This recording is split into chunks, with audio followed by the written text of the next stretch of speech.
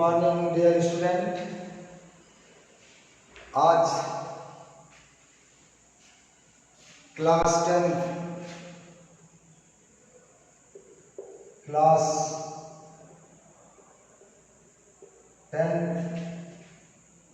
की online video के लिए मैं आपके सामने उपस्थित हूँ। टॉपिक जो चल रहा था पीरियोडिक टेबल और लेक्चर इसका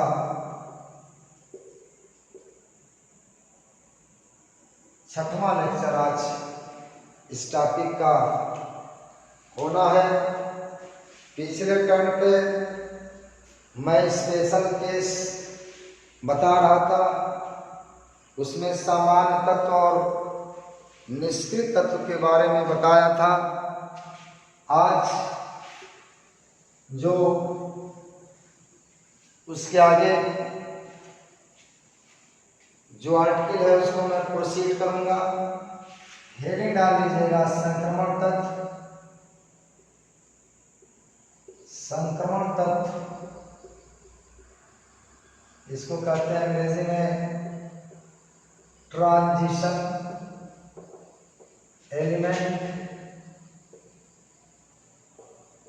ट्रांजिशन एलिमेंट संक्रमण तत्व क्या होता है? कहा जाता है कि वह तत्व जिसकी बाहरी दो कक्षाएं अपूर्ण होती हैं उसे संक्रमण तत्व कहते हैं। ओके, लिखिए इसमें कि वे तत्व जिसकी बाहरी दो कक्षाएं अपूर्ण होती हैं उसे संक्रमण तत्व कहते हैं। इसका एग्जाम्पल है डी ब्लॉक एलिमेंट। क्या था? डी ब्लॉक एलिमेंट यानी डी ब्लॉक के जो तत्व हैं उसका ये इसमें आते हैं संक्रमण तत्व में। तो डी ब्लॉक एलिमेंट कौन होते हैं आपको पता है। पीरियोडिक टेबल में वह ब्लॉक जो एस और पी ब्लॉक के बीच में आता है उसे डी ब्लॉक कहते हैं। कोई भी एक एलिमेंट आप ले लीजिए डी ब्लॉक का, जैसे आयरन है, इसका परमाणु क्रमांक 26 होता है। इसका इलेक्ट्रॉनिक विन्यास बनाएंगे 2 8 8 2। मैंने पिछले कक्षा 9 में बताया था कि बोरबरी के नियम के अनुसार जब तत्व का परमाणु क्रमांक 18 से ज्यादा और 36 तक, 18 से ज्यादा 19 से 36 तक अगर उसका परमाणु क्रमांक है तो बोरबरी का नियम की ने जो इलेक्ट्रॉन भरने का जो कक्षाओं में तरीका बताया था उसमें 4 कक्षाओं का फ्रेम बनाया जाएगा। इसका परमाणु क्रमांक 26 है। बोरबरी ने कहा था पहली कक्षा में जब 2 इलेक्ट्रॉन हो जाता है तो दूसरी कक्षा का भरना शुरू हो जाता है। दूसरी कक्षा में जब 8 इलेक्ट्रॉन हो जाता है तो तीसरी कक्षा का भरना शुरू हो जाता है। तीसरी कक्षा में जब 8 इलेक्ट्रॉन हो जाता है तो चौथी कक्षा का भरना प्रारंभ हो जाता है। अब इस इलेक्ट्रॉन आपने भर लिया, इसमें कुल इलेक्ट्रॉन हुआ 20। अभी आपके पास 26 इलेक्ट्रॉन है जिसको आपको भरना है। अब 26 इलेक्ट्रॉन में से जो 6 इलेक्ट्रॉन है उसको आप कहाँ भरेंगे? आप बोरबरी के नियम के अनुसार इसको भरना होगा 6 इलेक्ट्रॉन। अब यहाँ पे बाहरी कक्षा में आप इलेक्ट्रॉन नहीं भर सकते क्योंकि बोरबरी ने कहा है कि किसी भी परमाणु की बाहरी कक्षा में 2 इलेक्ट्रॉन से अधिक इलेक्ट्रॉन तभी रख सकते हैं जब तक उसके पहले वाली कक्षा पूर्ण रूप से भर न गई हो। अब बताइए पहले वाली कक्षा इसकी तीसरी कक्षा है। तीसरी कक्षा में 18 इलेक्ट्रॉन होता है। अब जब तक इसमें 18 इलेक्ट्रॉन नहीं हो जाएगा तब तक यहाँ पे 2 से तीसरा इलेक्ट्रॉन नहीं भरेगा। तो जो 6 इलेक्ट्रॉन बचा है वो इस तीसरी कक्षा में भरा जाएगा क्योंकि तीसरी कक्षा में अभी डी उपकोष खाली है। तो 8 से 14 हो जाएगा। कितना हो जाएगा? 14 हो जाएगा। अब देखिए यहाँ पे 2 कक्षाएं अपूर्ण है, बाहरी कक्षा भी अपूर्ण है, तीसरी कक्षा भी अपूर्ण है। तीसरी कक्षा पूर्ण तब होगी जब इसमें 18 इलेक्ट्रॉन होगा। बाहरी वाली कक्षा पूर्ण तब होगी जब इसमें 8 इलेक्ट्रॉन होगा। इस तरह से इसमें 2 अपूर्ण कक्षाएं हैं इसलिए यह संक्रमण तत्व कहलाता है। ठीक है, वह तत्व जिसके बाहरी कक्षा में वह तत्व जिसकी बाहरी 2 कक्षाएं आपको होती है उसे संक्रमण तत्व कहते हैं। ओके, ठीक है, नोट कर लीजिए, राइट डाउन हो गया। अब आइए, आंतरिक संक्रमण तत्व क्या होता है? आंतरिक संक्रमण तत्व हेडिंग डाल लीजिए, आंतरिक संक्रमण तत्व, inner transition element, inner transition element बहुत आसान।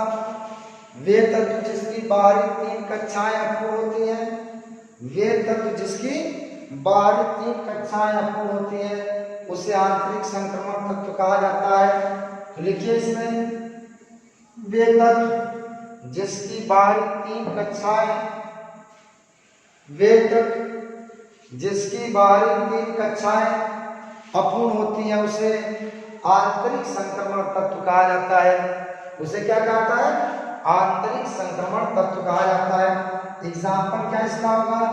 एग्जाम्पल में एफ ब्लॉक एलिमेंट जो होते हैं इनकी बाहरी 3 कक्षाएं अपूर्ण होती हैं।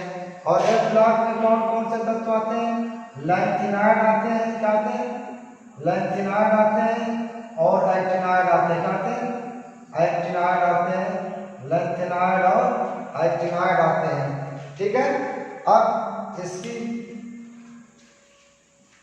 इलेक्ट्रॉनिक विन्यास बनाएंगे तो आपको ये पता चल जाएगा कि बाहरी 3 कक्षाएं कैसे अपूर्ण है। आप इस तरह से सब स्पेशल केस में मैंने 4 पॉइंट आपको बताया, 4 स्पेशल केस, सामान्य तत्व,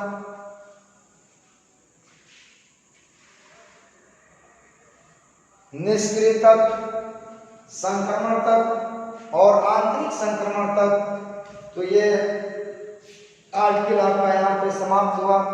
एक आर्टिकल इसमें और इस टॉपिक से मैं रिलेटेड दूंगा। एक आर्टिकल इसका ये हेडिंग डाल लीजिए, तत्वों की आवर्त सारणी में स्थिति, तत्वों की आवर्त सारणी में स्थिति, तत्वों की आवर्त सारणी में स्थिति,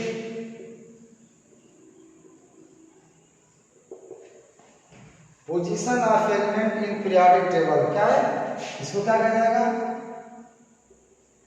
पोजीशन ऑफ एलिमेंट इन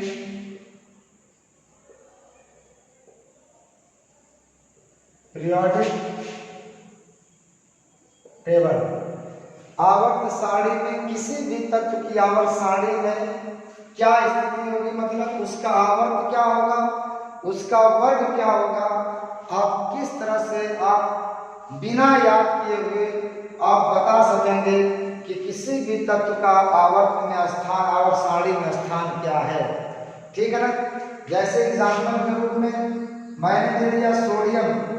आप सोडियम में पूछ रहा हूं कि बताइए ये किस आवर्त सारणी के किस आवर्त और किस वर्ग में है।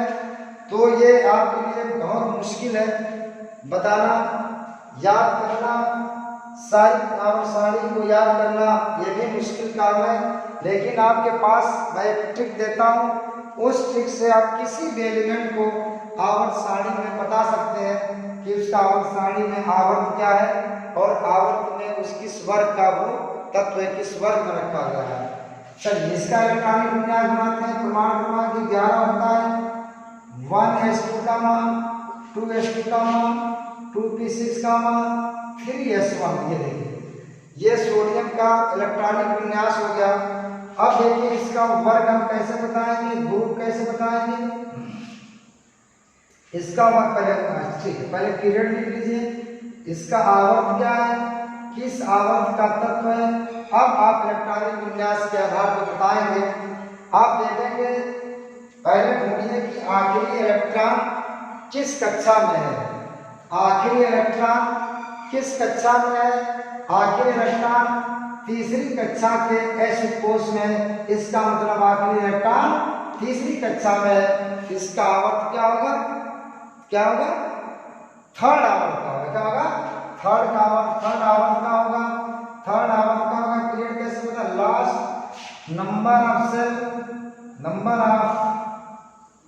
Cell of last electron, number of shell of last electron, आखिरी इलेक्ट्रॉन की कक्षा की संख्या क्या है? थर्ड है। इसको रोमन भाषा में लिखा जाता है। यह तीसरे आवर्त का तत्व आपका है। क्या है? तीसरे आवर्त का तत्व है। अब दूसरा बोलता हूँ, ग्रुप बताइए क्या इसका है? 21 वर्ग का है। इसका वर्ग क्या है? बहुत आसान है। आखिरी कक्षा में कुल इलेक्ट्रॉनों की संख्या के बराबर क्या होता है? उस तत्व का वर्ग बताता है। आखिरी कक्षा में कुल इलेक्ट्रॉन क्या कितने हैं? आखिरी कक्षा तीसरी है। तीसरी कक्षा में कितने इलेक्ट्रॉन है? एक इलेक्ट्रॉन है। तो उसके बराबर क्या होगा? इसका ग्रुप होगा फर्स्ट, पहले वर्ग का। ये क्या है? पहले वर्ग का तत्व है। तो इसमें क्या लिखा जाएगा? Number of electron in last shell. आखिरी कक्षा में इलेक्ट्रॉनों की संख्या के बराबर क्या होगा? इसका वर्ग होगा। ओके, तो आखिरी कक्षा में इलेक्ट्रॉन कितना है? एक है। ठीक है, अब आपको ये भी पता है, ये भी आपको जानना होगा कि इसका उपवर्ग क्या होगा? उपवर्ग ए का है कि उपवर्ग बी का है? इसका मतलब ये फर्स्ट ए का है कि फर्स्ट बी का है? ध्यान रखिएगा, अगर इलेक्ट्रॉन आखिरी इलेक्ट्रॉन एस कोष में है या पी कोष में है तो उपवर्ग ए का माना जाएगा। ठीक है, ये फर्स्ट ए का है। अगर मान लीजिए कि आखिरी इलेक्ट्रॉन डी में होता, आखिरी इलेक्ट्रॉन कहाँ पे होता? डी कोष में होता, तो वो उपवर्ग बी का होता। ठीक है, ए का लिखेंगे। ए क्या होगा? उपवर्ग ए का पढ़ा जाएगा when electron in SOR P subshell. Okay, P subshell. अब B कब कहा जाएगा? when electron in DOR F subshell. ठीक है, ठीक है। थोड़ा सा ध्यान रखिएगा, यहाँ पे पीरियड आपने बता दिया, आवर्त कैसे निकल आता है? आखिरी कक्षा के आखिरी इलेक्ट्रॉन की कक्षा की संख्या उस तत्व का आवर्त बताता है। वर्ग कैसे निकालोगे? आखिरी कक्षा में कुल इलेक्ट्रॉनों की संख्या के बराबर वर्ग होता है। तो आखिरी कक्षा में कुल कितना इलेक्ट्रॉन है? एक इलेक्ट्रॉन है। तो फर्स्ट पहले वर्ग का हो गया। अब वर्गों को वर्ग ए और बी में विभाजित किया गया है। अब एक सवाल ये उठता है, ये फर्स्ट ए का है कि फर्स्ट बी का है? अगर इलेक्ट्रॉन एस या पी सबसेल में है, अगर इलेक्ट्रॉन एस या पी सबसेल में है तो वह उपवर्ग ए का है। अगर आखिरी इलेक्ट्रॉन डी या एफ कोष में होगा तो वह उपवर्ग बी का होगा। ठीक है ना, ये फर्स्ट ए का होगा। ठीक है, राइट डाउन। तीसरा, अगर पूछा जाए इसका ब्लॉक क्या है तो क्या बताओगे? मैंने कहा था पिछले टर्म पे कि जब आखिरी इलेक्ट्रॉन का जो कोष होता है वही उसका ब्लॉक कहलाता है। अब बताइए कि आखिरी इलेक्ट्रॉन किस कोष में है? यहाँ पे आंसर आएगा सर एस कोष में है या एस ब्लॉक का एलिमेंट होगा। किसका होगा? एस ब्लॉक का एलिमेंट होगा। Okay, write down. चौथी पॉइंट, अगर कहा जाए इसकी वैलेंसी क्या है? इसकी वैलेंसी क्या है? वैलेंसी संयोजकता। इसकी बाहरी कक्षा में देखिए एक इलेक्ट्रॉन है। जब किसी भी परमाणु की बाहरी कक्षा में 1, 2, 3 इलेक्ट्रॉन होता है वह अपनी कसरत इलेक्ट्रॉन त्याग कर पूरी करता है। तो जितना इलेक्ट्रॉन त्यागता है उतने ही उसकी संयोजकता होती है। इसके बाहरी कक्षा में एक इलेक्ट्रॉन है तो यह एक इलेक्ट्रॉन त्यागेगा, इसकी संयोजकता +1 हो जाएगी। अगर 2 इलेक्ट्रॉन रहता तो 2 इलेक्ट्रॉन त्यागता, इसकी संयोजकता +2 हो जाती। अगर 3 इलेक्ट्रॉन होता तो उसकी संयोजकता कितनी +3 थी, क्योंकि 3 त्यागेगा। और जिसकी बाहरी कक्षा में 4, 5, 6, 7 इलेक्ट्रॉन होगा वह इलेक्ट्रॉन ग्रहण करके अपनी अष्टक यानी 8 इलेक्ट्रॉन पूरी करेंगे। अगर 5 इलेक्ट्रॉन है तो वह 3 इलेक्ट्रॉन ले लेगा तो संयोजकता -3 हो जाएगी। 6 इलेक्ट्रॉन है तो 2 इलेक्ट्रॉन ले लेगा, उसकी संयोजकता -2 होगी। अगर 7 इलेक्ट्रॉन है वह 1 इलेक्ट्रॉन ग्रहण करेगा, उसकी संयोजकता कितनी हो जाएगी -1 हो जाएगी। यहाँ पर सोडियम की संयोजकता हो गई वैलेंसी बराबर +1। ओके, चलिए ये हो गया। इसी तरह से एक और एग्जांपल देता हूं मैं। एक एग्जांपल हो फास्फोरस या क्लोरीन ले लीजिए, ठीक है, क्लोरीन ले लीजिए। अब आपको बताना है कि क्लोरीन की आवर्त सारणी में स्थिति क्या है, अर्थात आवर्त और वर्ग क्या है, किस आवर्त में है, आवर्त के किस वर्ग में है। इसका प्रमाण क्रमांक होता है 17। तो सबसे पहले इसका इलेक्ट्रॉनिक विन्यास बनाइए। 1s2 gamma, 2s2 gamma, 2p6 gamma, 3s2 gamma, 3p3। देखिए ये इसका क्लोरीन का इलेक्ट्रॉनिक विन्यास हो गया। तो सबसे पहले मैं निकालता हूं इसका आवर्त। आवर्त मतलब पीरियड क्या है, ठीक है, आवर्त मतलब पीरियड का है। अब पीरियड मैंने अभी ऊपर बताया था कि आखिरी इलेक्ट्रॉन की जो कक्षा की संख्या होगी वही उसका आवर्त होगा। आखिरी इलेक्ट्रॉन किस कक्षा में, तीसरी कक्षा में है, पी पुप्पोस उसका है, तीसरी कक्षा में है, इसका आवर्त हो जाएगा 3rd। ओके, अब कहा जाए कि वर्ग क्या होगा, ग्रुप किसका, इसका क्या होगा, यानी क्लोरीन का ग्रुप क्या है, किस वर्ग का तत्व है। तो हमने कहा था कि अभी पीछे मैंने बताया था कि आखिरी कक्षा में कुल इलेक्ट्रॉनों की संख्या आप ज्ञात कर लीजिए। आखिरी कक्षा में कुल कितना इलेक्ट्रॉन है। बहुत सारे लड़कों से पूछा जाता है तो कहते हैं 3 इलेक्ट्रॉन है। नहीं भाई, 3 इलेक्ट्रॉन नहीं है, 3 और 2 5। ये भी तीसरी कक्षा है, तीसरी कक्षा का S उपकोष है, तीसरी कक्षा का P उपकोष है। तो दोनों इलेक्ट्रॉन मिला दिया जाएगा तो 5 इलेक्ट्रॉन हो जाएंगे।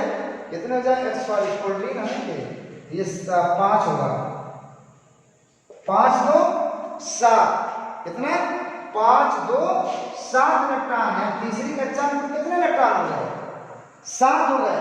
तीसरी कक्षा का ये S उपकोष है, इसमें 2 इलेक्ट्रॉन है। तीसरी कक्षा का P उपकोष है, इसमें 5 इलेक्ट्रॉन है, तो 7 हो गए।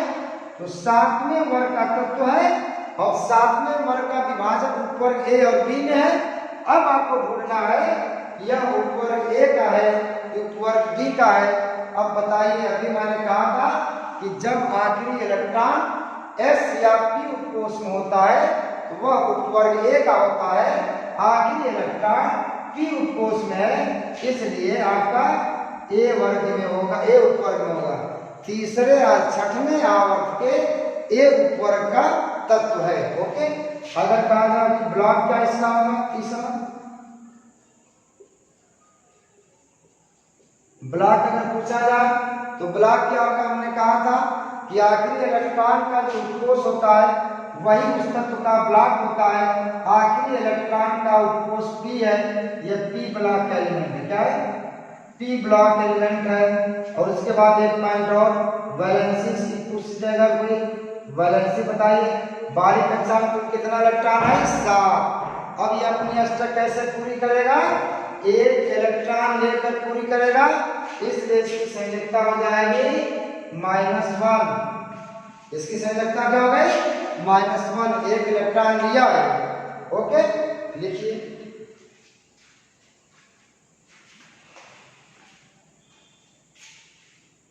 Write down.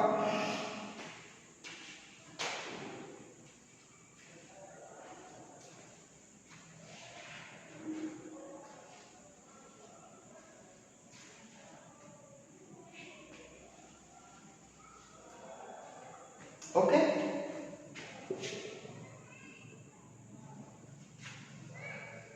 अब देखिए थोड़ा सा डी ब्लॉक के तत्वों के वर्गों का निर्धारण थोड़ा सा डिफरेंस है। तो group of D block element कैसे आप निकालोगे? अभी मैंने जो तरीका बताया है वर्ग निकालने का वो एस और पी ब्लॉक के तत्वों का तरीका है। डी ब्लॉक के वर्गों का निर्धारण कुछ अलग टाइप से आता है। देखिए इसका वर्ग का निर्धारण कैसे करते हैं। ग्रुप बराबर क्या आ जाएगा, total number of electron outer two subshell, बाहरी दो कक्षाओं के इलेक्ट्रॉन को जोड़ दो। क्या है? Total number of electron in outer two shell, इसमें से -8 घटा दीजिए।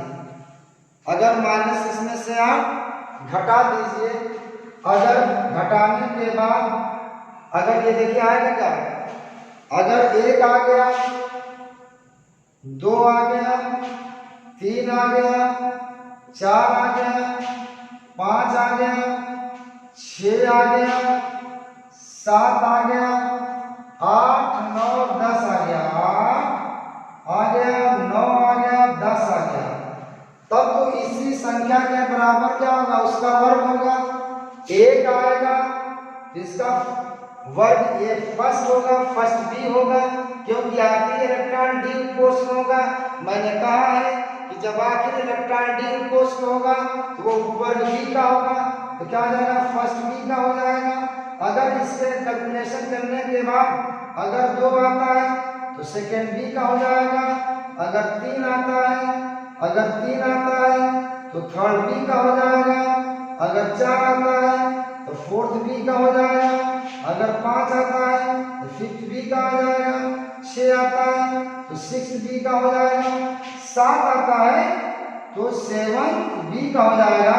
और अगर 7, 8, 9 आता है तो ये हो जाएगा आपका 8 वर्ग का हो जाएगा, 8 वर्ग का। और आपको पता है कि 8वें वर्ग का विभाजन नहीं है, वर्ग ए और बी में ये विभाजित नहीं हुआ है। अगर 11 आ जाएगा, अगर 12 आ जाए, यही संख्या आ सकती है, इसके अलावा कोई और संख्या नहीं आएगी इसका कैलकुलेशन करने पर। अगर 11 आ गया, अगर 11 आ गया तो इसकी इकाई संख्या के बराबर वर्ग होगा, फर्स्ट बी का होगा। ये नहीं, ये हटा दीजिए।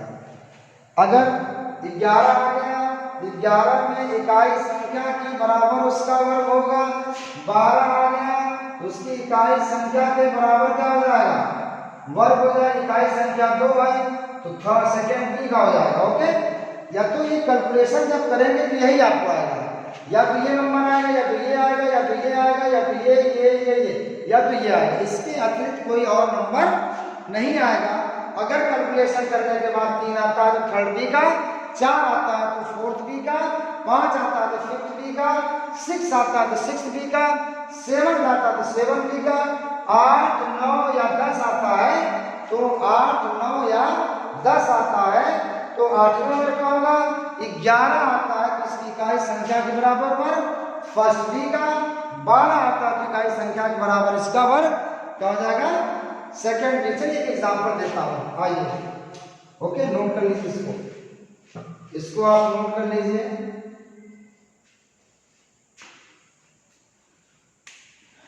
Write down please.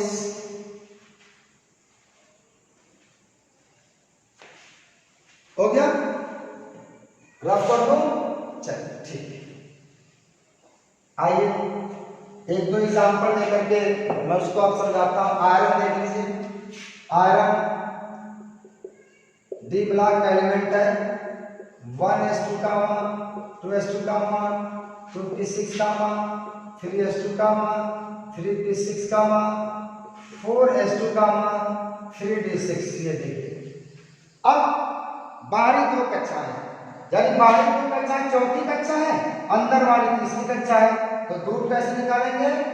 देखिए ग्रुप बराबर हो जाएगा, बाहरी दो कक्षाएं चौथी कक्षा बाहरी है और तीसरी कक्षा बाहरी है।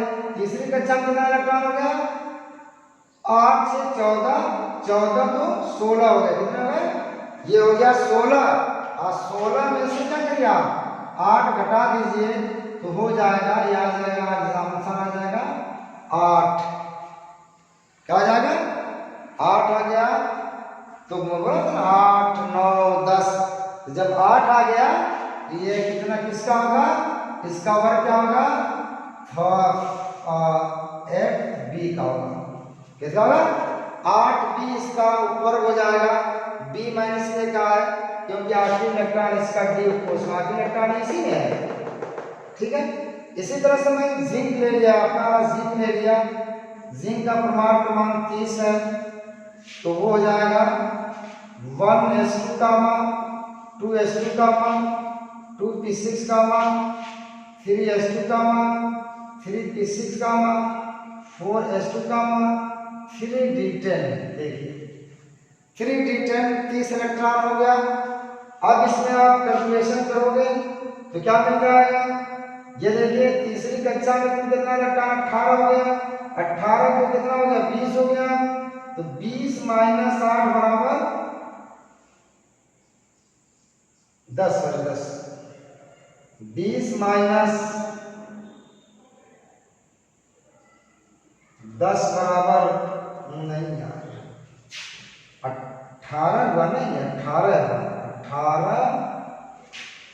18 2 20 20 अब माइनस 8 में होगा। 20 माइनस 8 बराबर 12 आ गया। कहाँ दिमाग मेरा काम कर रहा है? सॉरी, एक मिनट। ये आपका 18, देखिए 2 है, 8 10 18 और 2 20 हो गया।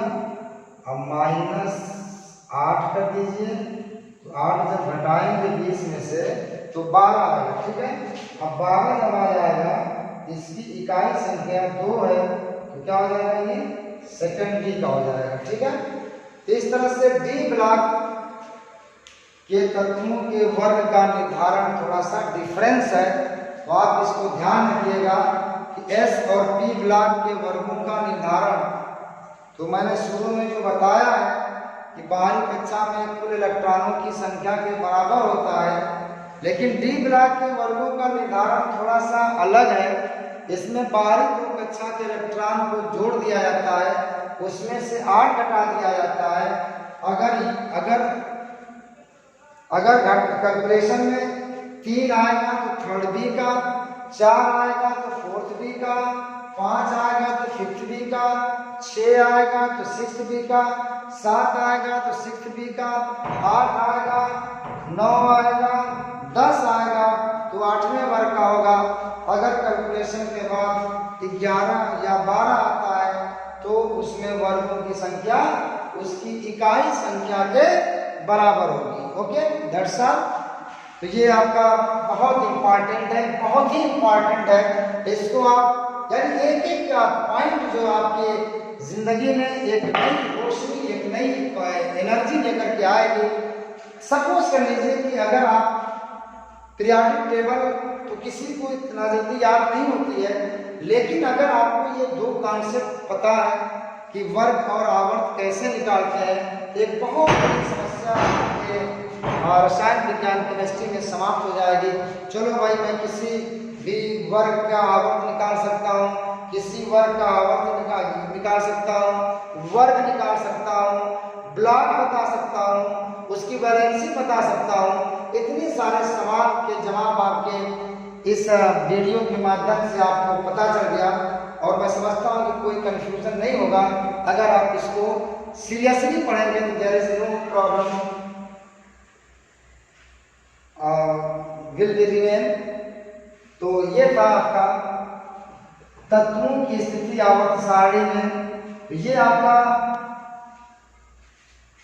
पीरियोडिक टेबल वाला टॉपिक समाप्त हो गया। अब एक टॉपिक इसमें इसी टॉपिक से रिलेटेड है, आवर्त सारणी से रिलेटेड है, तत्वों का आवर्ती गुण। थोड़ा सा शुरू करते हैं, फिर अगला कल बताएंगे अगले वीडियो में। तत्वों का आवर्ती गुण, पीरियोडिक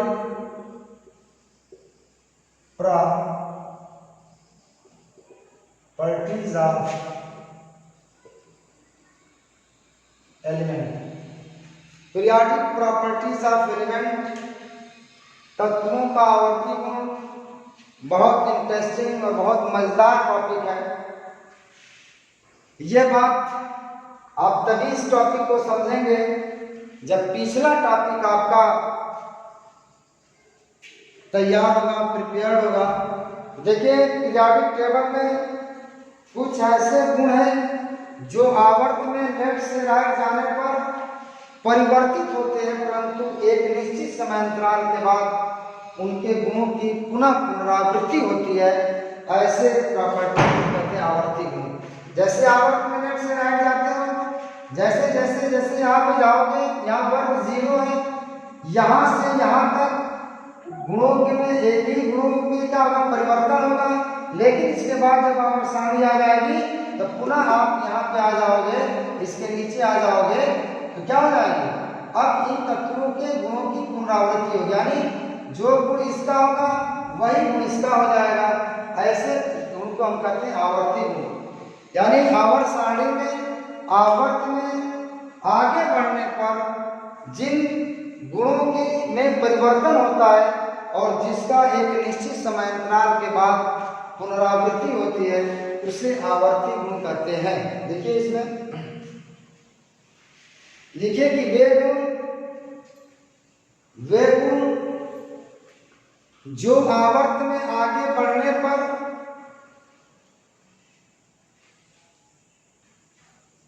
बदलते रहते हैं, परंतु एक निश्चित समय अंतराल के बाद उनके गुणों की पुनरावृत्ति होती है। एक निश्चित समय अंतराल के बाद उनके उन गुणों एक निश्चित समय अंतराल के बाद उस गुण की पुनरावृत्ति होती है, यानी रिपीट होता है, दोहराया जाता है, उसे आवर्ती गुण कहते हैं। अब देखेंगे कि कौन कौन सा आवर्ती गुण है जो हमको इसमें पढ़ना है। एक तो आपका आयनन विभव है, नंबर 1 आयनन विभव, नंबर 2 इलेक्ट्रॉन बंधुता,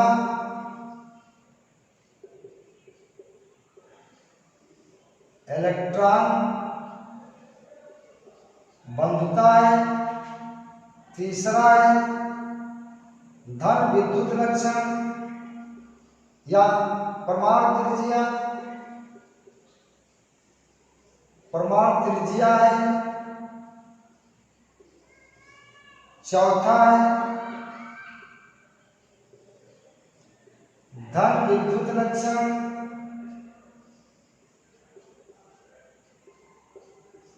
पांचवा है ऋण विद्युत लक्षण। ओके, छठवां है विद्युत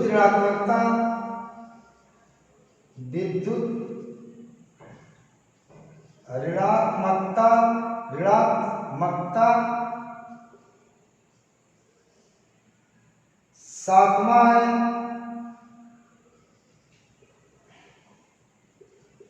ऑक्साइड की प्रकृति,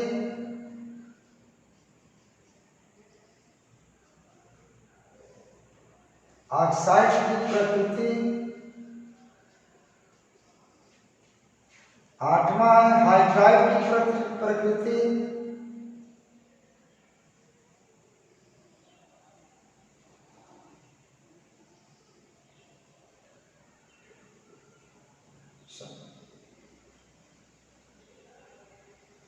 हाइड्राइड की प्रकृति। 9वां है क्वथनांक।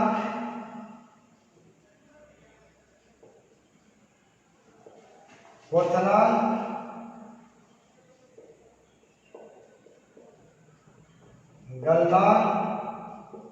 10वां है आपका घनत्व। इतनी प्रॉपर्टी आपकी इस टॉपिक में पढ़ी जाएंगी, जो आवर्त में आगे बढ़ने पर बदलती रहती हैं, परंतु एक निश्चित समयांतराल के बाद उनके गुणों की पुनरावृत्ति होती है। उसे आवर्ती गुण कहते हैं। अब हेडिंग डाला जाएगा, पहला लिख लीजिए एक एक करके। एक एक करके हेडिंग आप लिख लीजिए। कुछ मिटा दिया है। आयरन विभव, इलेक्ट्रॉन बंधुता, परमाणु त्रिज्या, धन विद्युत लक्षण, ऋण विद्युत लक्षण, विद्युत ऋणात्मकता, ऑक्साइड की प्रकृति, हाइड्राइड की प्रकृति, क्वथनांक और गलनांक, घनत्व। ओके, ठीक है, ये हो गया। अब लिखिए इसमें आयनन विभव। आयनन विभव क्या होता है, अंग्रेजी में क्या कहते हैं? Ionization potential. आयोनाइजेशन पोटेंशियल, इसको शॉर्ट में आईपी कहते हैं। I for ionization, P for potential. बड़ा आसान है। जैसे मानिए कोई ये परमाणु है, ये आपका नाभिक है, इसके बाहरी कक्षा में इलेक्ट्रॉन है। अब इलेक्ट्रॉन और न्यूट्रॉन पे, इलेक्ट्रॉन पे धन चार्ज है, न्यूक्लियस में आपका क्या है, पॉजिटिव चार्ज है। धन और ऋण के बीच में क्या होता है, आकर्षण बल होता है। क्या होता है, आकर्षण बल होता है। अब इस इलेक्ट्रॉन को अगर आपको बाहर निकालना है, इस आकर्षण बल को तोड़ेंगे तभी इलेक्ट्रॉन इसमें से बाहर जा पाएंगे। तो कहा जाता है कि जब किसी विलगित परमाणु, विलगित का मतलब अलग, अकेला, जब किसी विलगित परमाणु की बाहरी कक्षा से एक इलेक्ट्रॉन निकालने में, अब इस बॉन्ड को तोड़ना है, जब बॉन्ड को तोड़ोगे तो बाहर से एनर्जी आपको लगानी पड़ेगी, इसमें एनर्जी आपको लगानी पड़ेगी। इसी को आईपी कहते हैं। जब किसी परमाणु की बाहरी कक्षा से एक इलेक्ट्रॉन निकालने में जो ऊर्जा लगानी पड़ती है उसको आयनन विभव कहते हैं। ओके, लिखिए इसमें डिफिनेशन लिखिए। किसी भी परमाणु, किसी भी विलगित, विलगित मतलब अलग, पृथक, विलगित,